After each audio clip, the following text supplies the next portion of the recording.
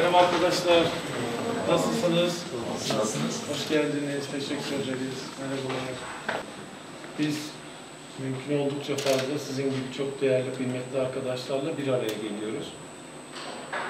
Şehrimizde çeşitli STK'lar veya diğer kurum kuruluşlar, öğrenci kuruluşları, sizin gibi değerli genç arkadaşlarla bu kaçıncı toplantı bilmiyorum.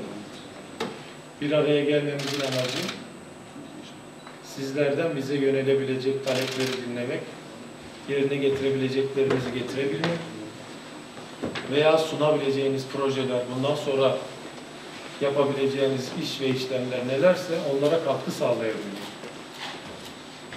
Hiçbir şey olmasa bile sizlerle samimi bir ortamda sohbet edebilmek.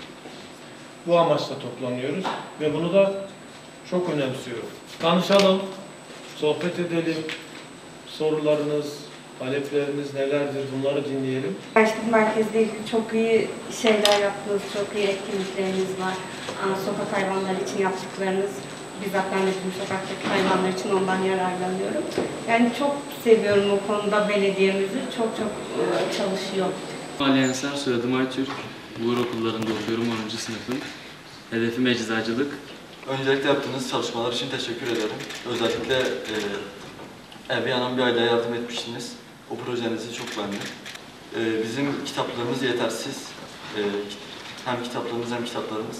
Bu konuda sizden yardım istiyoruz. Mehmet Erdemoğlu'nda okuyorum. Polis özel hareket olmayı düşünüyorum. Özen Anadolu Lisesi son sınıf öğrencisiyim. Sayın Kaymakamım, Van Kalesi'ne yakın bir yerde oturan biri olarak Van Kalesi ve çevresini koruma altına almanızı çok beğendim. 100. Üniversitesi'nde Avcıdır Afet Yönetimi okuyorum, son sınıfım. İpek yolunda yaptığımız şu metro binaları dikimi gerçekten bizim de mücadele ettiğimiz, özellikle uyuşturucu mücadelede ufak da olsa etkisi olmuştur. Pandemi sürecinde yapmış olduğunuz şu sokaklarda, mahalle aralarında konserlerden dolayı çok teşekkür ediyorum. Yani halkımıza çok büyük moral oldu. Haricinde spor konusunda birçok çalışmanız var. Gençlik sporla yürüttüğünüz çalışmaları takip ediyoruz. Öncelikle sporcu olarak gerçekten de teşekkür ederim. Çok güzel çalışmalar. KPSS'den devlet dairesine atılıp memur olup ilerisi için kaymakam olmayı istiyorum. İnşallah. Sizler gençler? Ecevit'te. Bilim Teknoloji Okulunda. Evet, Ne olmak istiyorsun? İnşaat mühendisi. İnşallah. Talep ettiğiniz şey hep bilime ve araştırmaya, okumaya yönelik. Onun için ayrıca memnun oldum. Sizler çok değerlisiniz.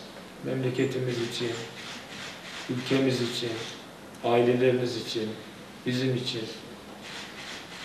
Bütün insanları kalitelerine göre sevin.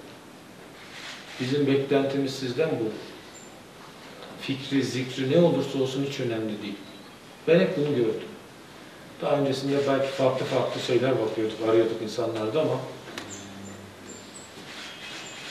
tecrübeler sonrasında, bilmiyorum burada bizden daha yaşı büyük olan arkadaşlarımız da var ama en önemli şeyin insanın kalitesinin olduğunu.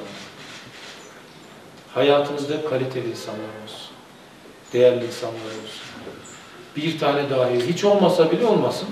Eğer olacaksa da kaliteli insan olsun. Size bir şeyler katacak insanlar olsun. Bu çok önemli. Hepiniz pırıl pırılsınız. İnşallah gelecek olursunuz. Bak bu hedefleriniz, Ahmet Bey de ne güzel söyledi. Çok güzel hedefler. Sizin gibi olursa inşallah kaymakamlığa kadar yükselmek istiyorum. Sizi biraz araştırdığım zaman işletme fakültesinden mezun olduğunuzu. Ondan sonra işte sınava alsın abi. Normalde belki ben okulu dereceyle bitirdim.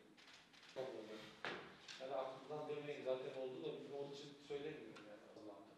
Bir şekilde İktisadi İdari Bilimler Fakültesi gidiyor, kamu, işte uluslararası ilişkiler oluyor falan filan böyle.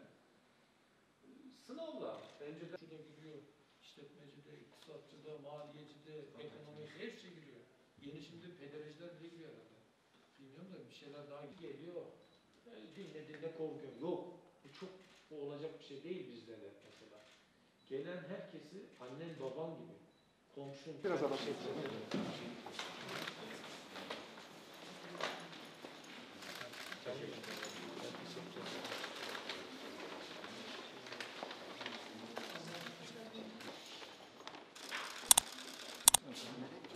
teşekkür ederim.